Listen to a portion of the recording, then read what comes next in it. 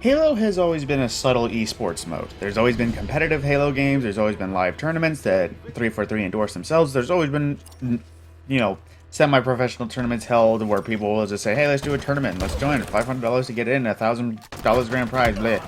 I know that math don't make sense, but at the same time, Halo has always been a kind of competitive style game with a comp mode and esports events. Now, it makes sense that Halo, while you can definitely play casually, you benefit high from high skill gaps and being actually good at the game, understanding some things.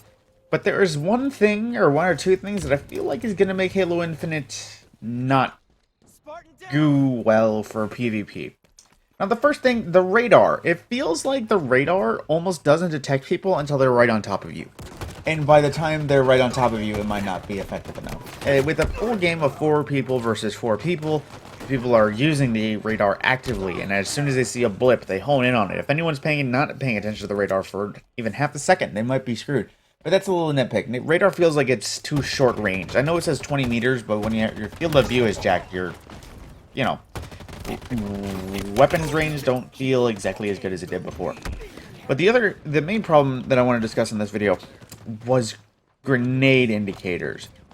Now, I know it didn't exactly exist in the first Halo, and like I've said before, Halo Infinite is supposed to be returned to form. It's supposed to mirror a lot of classic Halo tropes. But oh boy, the grenade spam.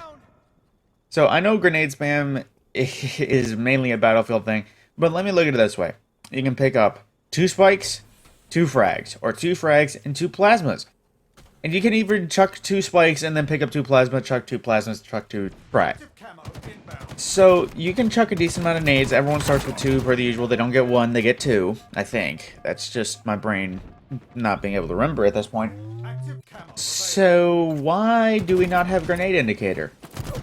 I know, Halo doesn't really have it. They've never had a powerful grenade indicator, but anytime a grenade flew by your head or it rolled up to you, you would see one little dinky arrow appear on your HUD. Basically say, hey, heads up, there's a frag right here. Now there is none. There was no grenade indicator. I don't recall seeing one the entire time playing against bots or people. And people were the ones flinging more grenades.